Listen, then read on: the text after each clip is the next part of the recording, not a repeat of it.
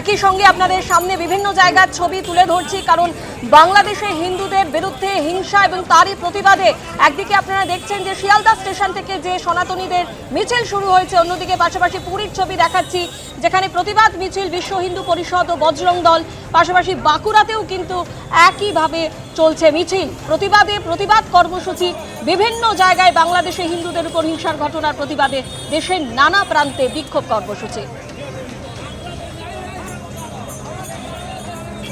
অন্যদিকে পাশাপাশি আপনাদের সামনে তুলে ধরছি কলকাতায় শিয়ালদা স্টেশন থেকে সনাতনীরা যে মিছিল শুরু করেছে সেই মিছিল ধীরে ধীরে বেগবাগানের দিকে এগিয়ে চলেছে।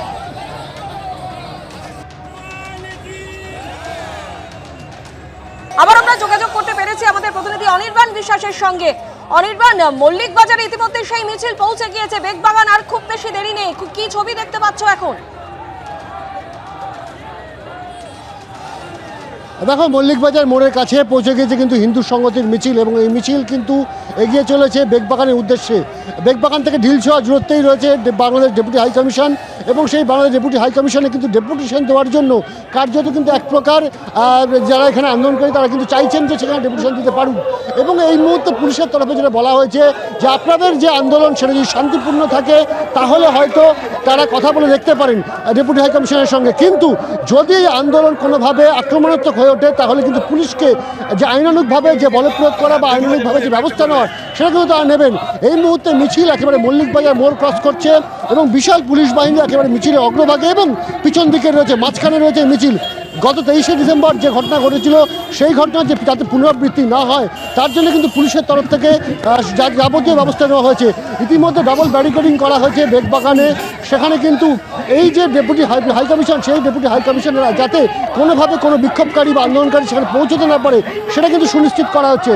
পুলিশের তরফ থেকে কিন্তু বারবার এই আন্দোলন শুরুর আগে সেখানে কিন্তু জানানো হয়েছে যে আপনাদের আন্দোলন কিন্তু শান্তিপূর্ণ রাখতে হবে, কোনোভাবেই কিন্তু আন্দোলনকে আক্রমণাত্মক করা যাবে না।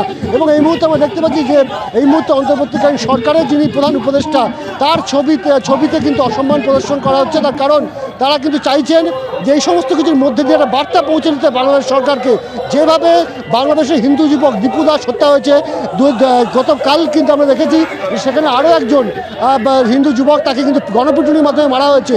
যদিও বাংলাদেশের তরফে বলা হয়েছে যে চাঁদার জুলুমবাজির বিষয় সামনে আনা হয়েছে, যদিও সেটা তাদের দাবি হিসেবে মনে করছেন অনেকেই। স্বাভাবিকভাবে এরকম পরিস্থিতিতে প্রত্যেক দিন কোনো না কোনো জায়গায় বাংলাদেশের সেখানে যারা সংখ্যালঘু হিন্দু তারা আক্রান্ত হচ্ছেন। শুধুমাত্র সংখ্যালঘু হিন্দুরাই যে আক্রান্ত হচ্ছে এমনটা নয়। দুদিন আগেই আমরা দেখেছি যে সেখানে একেবারে ঢাকা সংলগ্ন এলাকায় সেখানে চার্চের বাইরে বোমা বিস্ফোরণ হয়, সেই বোমা বিস্ফোরণে একজন খ্রিস্টান যুবক তারও মৃত্যুর ঘটনা ঘটেছে। স্বাভাবিকভাবে বাংলাদেশের সংখ্যালঘুদের উপর যে অত্যাচার চলছে তারই প্রতিবাদে কিন্তু মূলত আজকে হিন্দু সংগতি রাস্তায় নেমেছে। তাদের দাবি সেখানে দীপু দাস সহ সংখ্যালঘুদের উপরে যারা যারা আক্রান্ত হচ্ছেন, যারা মারা যাচ্ছেন, তাদের বিরুদ্ধে যারা অভিযুক্ত সেই অভিযুক্তদের বিরুদ্ধে আইনানুগ ব্যবস্থা নিতে হবে এবং সর্বোচ্চ শাস্তির ব্যবস্থা করতে হবে। বর্তমান সেখানে যে অন্তর্বর্তীকালীন সরকার রয়েছে সেই সরকারকে কিন্তু নিশ্চিত করতে হবে এই সমস্ত হত্যাকারীদের, এই সমস্ত কালপিটদেরকে ধরে এনে, এবং সেই সমস্ত আন্দোলনকারীদের দাবি এটা। এবং শুধু তাই নয়, বাংলাদেশে যাতে এই সমস্ত হিন্দু বা সংখ্যালঘু মানুষজন তারা নিশ্চিন্তে থাকতে পারেন সেটাকেও কিন্তু সুনিশ্চিত করতে হবে বাংলাদেশ সরকারকে। সেই জন্য তারা চাপ তৈরি করবার চেষ্টা করছেন।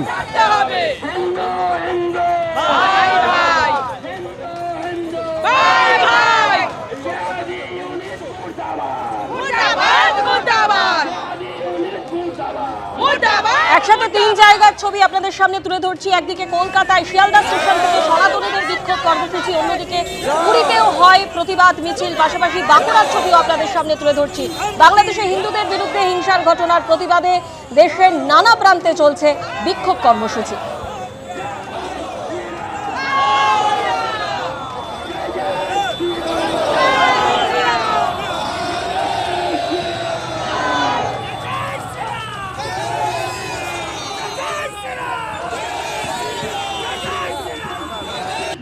সরাসরি কথা বলবো আমাদের প্রতিনিধি অনির্বাণ বিশ্বাসের সঙ্গে। অনির্বাণ, প্রত্যেকেরই মনে আছে যে গত 23শে ডিসেম্বর বেগবাগানে ঠিক কি পরিস্থিতি তৈরি হয়েছিল।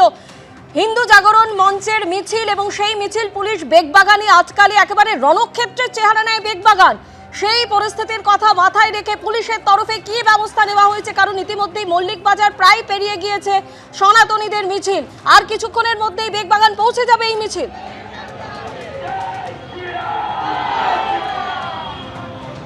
দেখো, তোমাকে প্রথমে জানিয়ে রাখি যে পুলিশের তরফ থেকে কিন্তু যে কোনো ধরনের অপ্রীতিকর ঘটনা এড়ানোর জন্য কিন্তু ব্যবস্থা নেওয়া হয়েছে।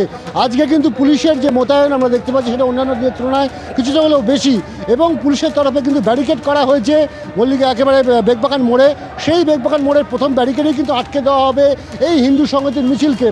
এবার যদি কেউ এই মিছিল ক্রস করে এগোনোর চেষ্টা করেন তাহলে কিন্তু পুলিশের তরফ থেকে আইনানুগ যে ব্যবস্থা দরকার পড়লে পুলিশের তরফ থেকে লাঠিচার্জ করা হতে পারে আইনানুগ ব্যবস্থা হিসেবে। স্বাভাবিকভাবে যেটা মনে করা হচ্ছে যে এই মুহূর্তে যে মিছিল সেই মিছিল বেগবাগান পর্যন্ত গিয়ে আটকে যাবে, যদিও হিন্দু সংগতি যার নেতৃত্ব রয়েছেন তারা যা জানাচ্ছেন যে পুলিশ কী ধরনের অ্যাক্ট করে সেটা দেখে আমরা রিয়াক্ট করব। অর্থাৎ মিছিল কিন্তু বেগবাগানে আটকানো হলেও তার পরের পরিস্থিতি কী হবে সেটা নিয়ে কিন্তু এই মুহূর্তে নিশ্চিত করে কিছু বলা যাচ্ছে না। যদিও পুলিশের তরফ থেকে সমস্ত রকম ব্যবস্থা রাখা রয়েছে, দুটি ব্যারিকেড করা হয়েছে। যদিও পুলিশ সূত্রে জানানো হচ্ছে যে এইভাবে কোনো ডেপুটেশন হাই কমিশন বা ডেপুটি হাই কমিশনে দেওয়া যায় না, তার জন্য একটি প্রসিডিওর রয়েছে। যদি কোনো দাবি দেওয়া থাকে তার জন্য নির্দিষ্ট অ্যাপয়েন্টমেন্ট নিয়ে যেতে হয়। যদিও তাদের যেটা বক্তব্য যে ডেপুটি হাই কমিশনের উদ্দেশ্যে কাউকেই যেতে দেওয়া হবে না। সেক্ষেত্রে যদি কেউ আইন নিজের হাতে তুলে নেয় তাহলে কিন্তু পুলিশকে আইনানুগ যে ব্যবস্থা সেই ব্যবস্থা অনুযায়ী কিন্তু তারা ব্যবস্থা নেবেন, এবং শুধু তাই নয়, প্রয়োজন পড়লে তারা বলপ্রয়োগও করবেন। 23 তারিখের ঘটনার পুনরাবৃত্তি যাতে না হয় সে কারণে মিছিল শুরুর আগেই আন্দোলনকারীদেরকে কিন্তু পুলিশের তরফে বার্তা পৌঁছে দেওয়া হয়েছে মিছিল শান্তিপূর্ণ করলে কোনো সমস্যা নেই, কিন্তু মিছিল যদি কোনোভাবে আক্রমণাত্মক হয় তাহলে কিন্তু পুলিশকেও আইন মোতাবেক ব্যবস্থা নিতে হবে। একেবারেই অনির্বাণ, তুমি আমাদের সঙ্গে থাকো। বেগবাগানে আর কিছুক্ষণের মধ্যেই এই মিছিল পৌঁছে যাবে। বাংলাদেশে হিন্দুদের উপর হিংসার ঘটনার প্রতিবাদে সনাতনীদের বিক্ষোভ, এবং এই মুহূর্তে মিছিল ইতিমধ্যেই মল্লিক বাজার পার করে দিয়েছে, আর কিছুক্ষণের মধ্যেই বেগবাগানের কাছাকাছি পৌঁছে যাবে। যদিও পুলিশের তরফে জানিয়ে দেওয়া হয়েছে যে বেগবাগানের পর কিন্তু এই মিছিল আর এগোতে দেওয়া হবে না।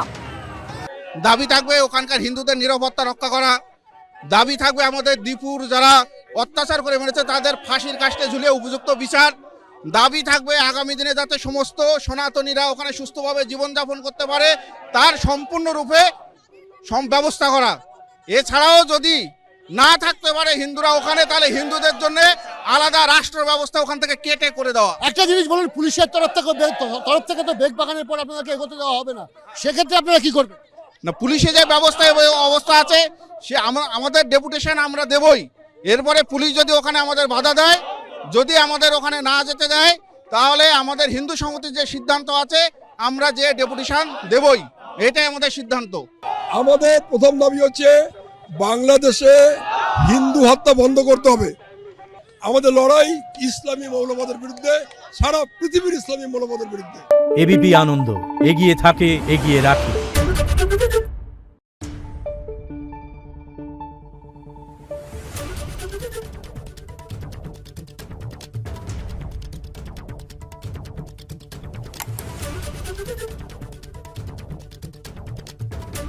Thank you.